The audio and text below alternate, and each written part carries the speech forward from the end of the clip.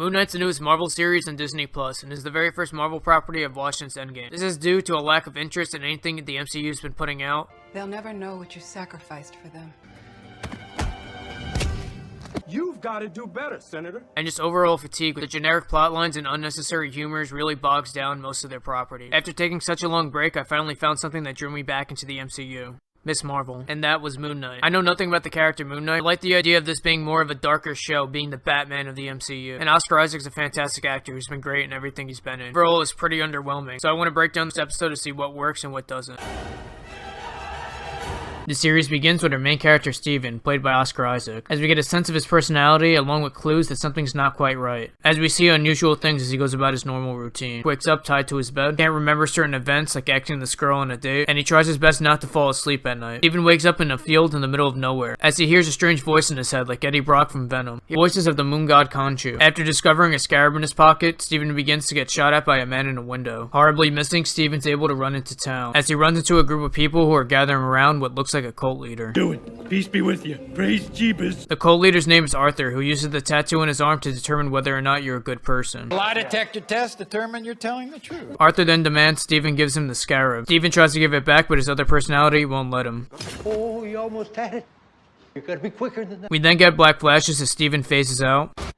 Coming back to it with a bunch of dead bodies on the floor and a bloody hand. We then get the climax of the episode, being a comedic fight scene, as Steven fends off guys as he makes his big getaway in a cupcake truck. We cut to Steven as he wakes up from bed, thinking this entire thing was just a bad dream. He notices a hole in the wall where he finds a cell phone with a bunch of missed calls from a single number. Steven calls the number back, but the person on the other end keeps mistaking him for a person named Mark. Is this the Krusty Krab? No, this is Patrick. Brushing this off, Steven arrives at his job, where he's ambushed by the cult leader. Hail Hydra. Hail Hydra. Hail Hydra. Who seemingly does nothing and I guess just lets him work his entire shift. After closing up and getting ready to leave work, Steven is attacked by a jackal. After taking refuge in a bathroom, his other personality comes to life, speaking to him through his reflection in the mirror. Here, the other personality pleads with Steven to let him take over the body. Steven agrees and makes a switch right before the jackal busts down the door, giving us an awesome first look at the suit and him in action.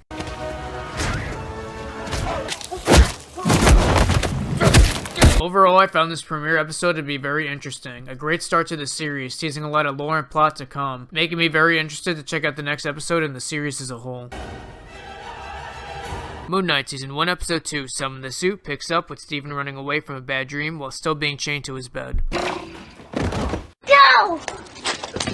Steven then arrives at his job to find the museum filled with cops, looking for the person who destroyed the bathroom. While trying to prove he was attacked by a jackal, nothing shows up on the camera. Watch. Here it comes. He moves right there.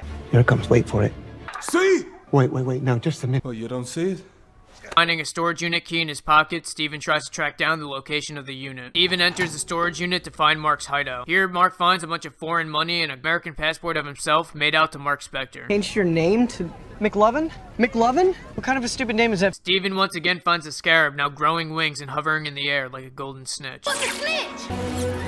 Steven is then once again able to talk to Mark through his reflection. Mark explains to Steve what's going on. Steve has a panic attack, leading him to grab all the illegal stuff and running out in a panic. After running out of the storage unit, Steven just happens to run into our next main character, Lila, the girl who was calling on the phone last episode. Finds out that he's actually married to Lila. He even shows Lila the scarab, prompting her to flip out when a cop knocks at the door. Right before the police were able to enter, Lila escaped with the scarab hiding right outside the window. Mark is then arrested and seemingly on his way to jail. Instead of bringing him to a police station, the cops bring him to a back alley, where he finds out that the cops are actually part of Arthur's cult. Hail Hydra. Here, Arthur admits to knowing about Khonshu and hints about previous history with him. What's he saying? Is he telling you to kill me? Kill him. Break his windpipe. Kill him now. Here, Arthur admits to being a previous avatar of Khonshu. Khonshu only punishes those who've done wrong, while his god punishes those for just having a bad thought, including children. But the women and the children, too. Killing children is too much for Steven to handle and he rejects the cult. Arthur once again demands he gives him the scarab, to which he says he doesn't have, when Lila comes busting into the room showing that she's the one that has it. I have it. I have it. Lila then gives Steve the scarab to protect and tells him to suit up, to which he doesn't know how to do. Summon the suit. For a second. Come on. Summon the suit? What are you saying? The suit. Where's your gun? The two run away as Arthur uses his cane to summon another. Jackal busts down the door, but Lila's not able to see it. The jackal then throws Steve out a window, finally getting Steve to suit up. Grabs the jackal and body slams him onto a sharp point on top of a cathedral. The episode ends with Arthur finding the scarab and Mark taking full control of the body, saying he'll take on Lila if Mark refuses to obey. Mark agrees to go along and finds himself waking up in Egypt. Moon Knight Season 1 Episode 3, The Friendly Type, was overall pretty good, probably being the best episode in the entire season. This episode serves as the halfway point to the first half of the first season. This episode had a nice balance of action throughout and a really nice end fight scene. So what we're going to do is break down the third episode and go over what worked and what didn't. Cut to Arthur and his crew wandering the desert as they use the Scarab to find a dig location. Found Amit. She's here. Quickly! Follow the trail! We then cut to Mark jumping from roof to roof trying to track down some gang members. Mark runs into 3 of the members. Instead of them just killing him, they waste time and do tricks with their knives.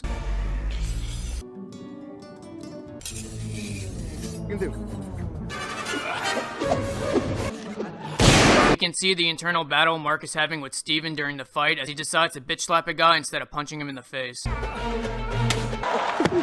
Oh, wow! Before we can see the end of the fight, Mark once again blacks out. The blackouts for me at this point are becoming a little too much, happening way too often, not making that much sense as we'll get into in a second, and cutting off really cool conflict and conflict resolution. So after blacking out during the fight on the roof, Mark wakes up in a taxi, just for the taxi to go by the exact men he was fighting on the roof. Mark gets out of the car and gives us a long chase scene, ending with yet again another black flashes. Mark wakes up with a bloody knife and most of the gang members dead around him. Both Mark and Steven both claim they weren't the ones that killed the men, giving us a hint at his third personality, Jake. Makes sense because in the comics, Jake Lockley is a third identity, and he's more brutal than Steven and Mark. What to do next? Mark asks Khonshu for help, which Khonshu gets the attention of all the gods by creating a solar eclipse.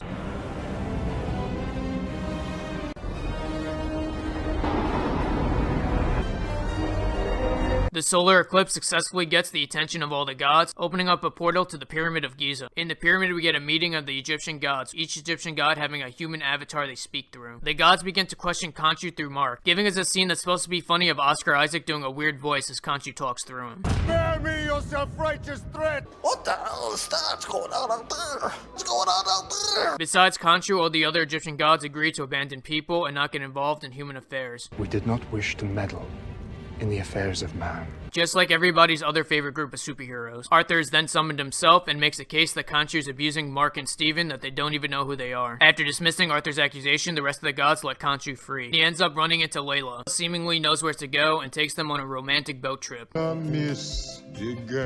we're introduced to Layla's contact, the one who owns the artifact, Anton. After Anton agrees to give him a couple minutes to look at the artifact, Layla and Mark quickly try to figure out the constellation on the mummy. After getting caught trying to do so, they're held at gunpoint by Anton and his men, when they're interrupted by Arthur approaching. Arthur destroys the sarcophagus and walks away, knowing Moon Knight is on his way. This is something I haven't brought up till now, but the suit itself is pretty shit. I really do like the design of the suit, but the CGI on it is awful. We can see that the suit gives Mark increased speed and strength as he comes charging like a bull and just breaking limb after limb of each bad guy.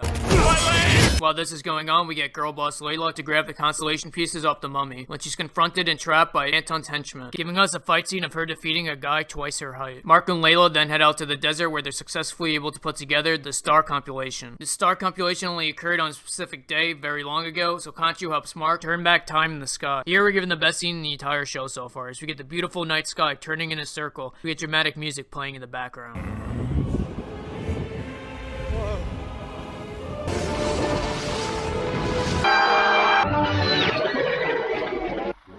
I believe all the action scenes are probably the worst thing about this show, with the visuals and the Egyptian lore carrying the show so far. Successfully able to turn back time and find the star compilation they're looking for. The changing in the sky is the last straw for Khonshu, making the other gods come together and punish him by trapping him in a statue. Like I stated earlier, this is a pretty decent episode with some cool fights and some cool visuals. That raises the stakes and sets up the dynamic for the second half of the season. Moon Knight Season 1 Episode 4, The Tomb, is the first episode in the second half of the first season. This was overall a pretty average episode with a really promising ending. Pick up with Layla and Steven as they steal a car and make their way to the dig site. Here in the car, we find out that Layla didn't know that Mark was protecting her from Khonshu. While scavenging the campsite to find a map, Mark questions Steven on his feelings for his wife. Are you in love?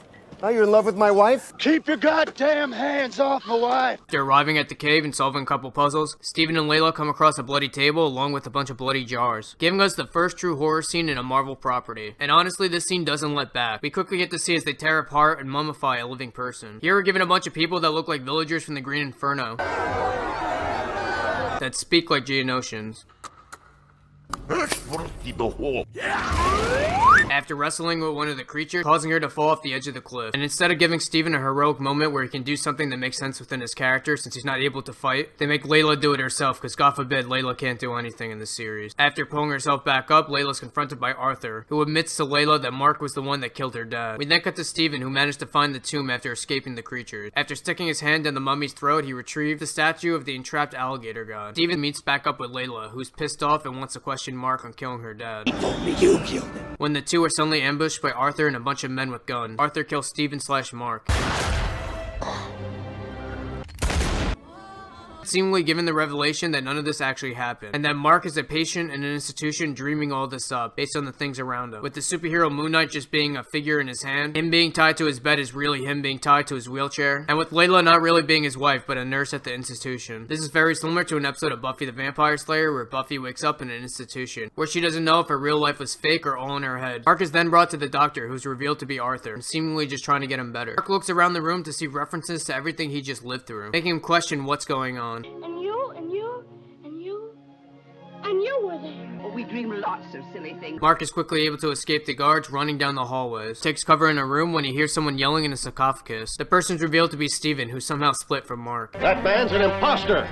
That man is the imposter. It was a really good scene of Oscar Isaac bouncing off himself, and the really touching relationship between Mark and Steven. The two sneak down a hallway when they hear yelling from another sarcophagus, being another hint at Jake Lockley. Just as the two make it to the end of the hallway, a big hippo god busts through the door. Look out.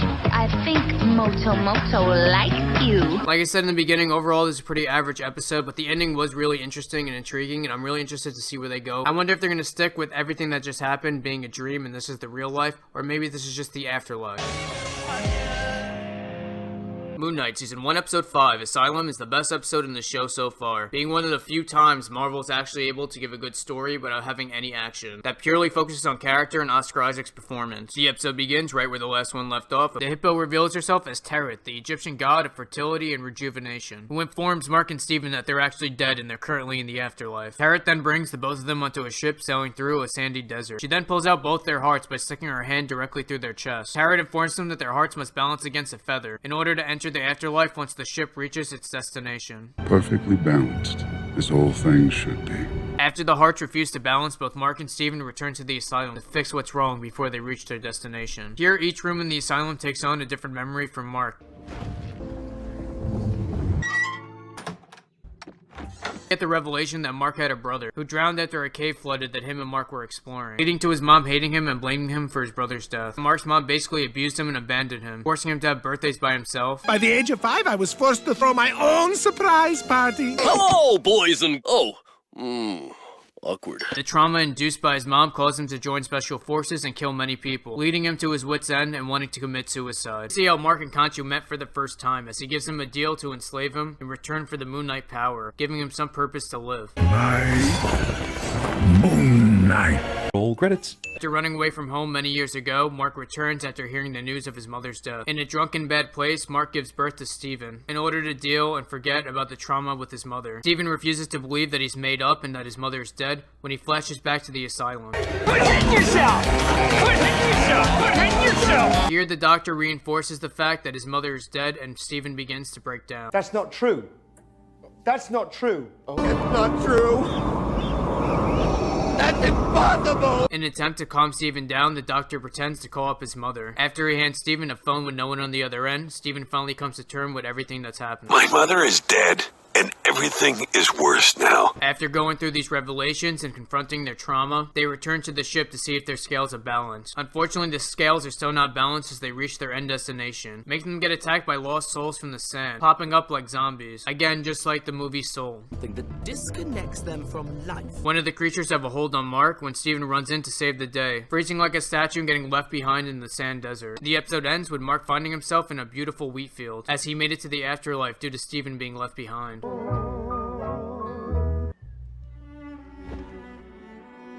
Overall, this is a really great episode, having some really cool character moments and interesting and unique concepts and visual. This show's really good when it focuses on the main character of Moon Knight instead of focusing on Layla. Oscar Isaac is definitely the better actor and he has a more interesting story going on. Moon Knight Season 1 Episode 6, Gods and Monsters, is the final episode of the first season. Cementing this season is overall pretty average, giving us some cool moments but also having a lot of missed potential. The episode begins with Arthur taking the statue of the entrapped alligator god off the dead body of Mark, enhancing his powers and turning his cane into a superpowered axe.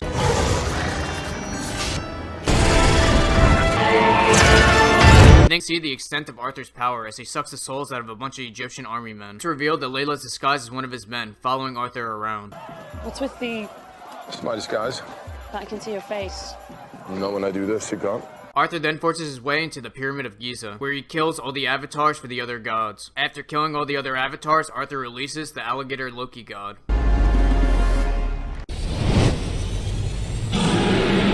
We then cut back to Mark, who's still relaxing in the beautiful wheat field in the afterlife. Here Mark makes the decision to give up the beautiful afterlife in order to go back and help Steven, as he places the heart in Steven's hand as Mark begins to freeze, when suddenly the heart begins to glow, unfreezing the both of them. What's happening to me? Warming your heart. Then cut back to Layla, who's sneaking around the pyramid to find the entrapped Khonshu. After freeing Khonshu, he offers Layla a deal for the Moon Knight suit. After refusing the offer, he tries to help one of the wounded avatars.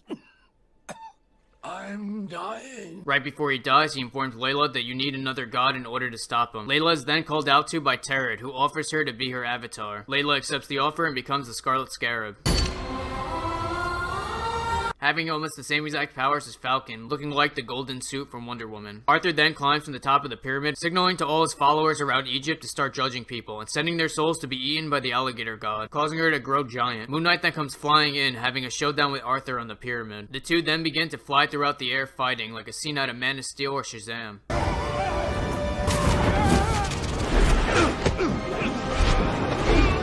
At the same time, the giant alligator god and the giant Khonshu are fighting, looking like a kaiju battle. Arthur is successfully able to beat Moon Knight down, but right before he can kill him, Layla comes in to save the day as always. This show refuses to let Moon Knight do something cool on his own without Layla having to back him up. The two of them then begin to fight Arthur and his men as we get to see the extent of Layla's powers and Steven fight for the first time, ending in one of the cringiest scenes in the entire Marvel universe. After Layla saves a family and a little girl from a truck, the action scene comes to a complete halt, just like the female lineup scene in Endgame, where Layla is asked if she's an Egyptian superhero, just to point out the diversity of the situation. Superhero mostraya?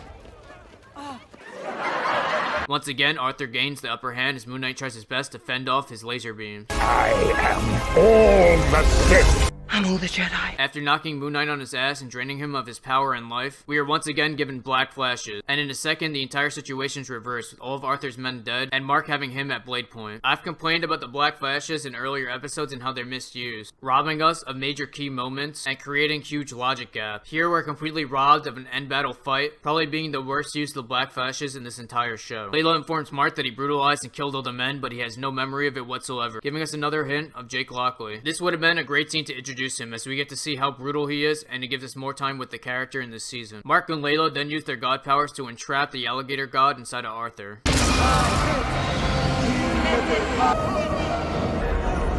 Just as Mark is about to kill Arthur, he decides not to, no longer wanting to be a slave of Khonshu, agreeing to give up the Moon Knight power. The episode ends just like the beginning of the first episode, with Mark waking up in Steven's bed, but instead of one fish, there are two fish, indicating both Mark and Steven. You're then given an end credit scene that really should have just been the end of the show, because it's really necessary to see in order to understand the entire story. We watch as Arthur is snuck out of the asylum and thrown into a limo.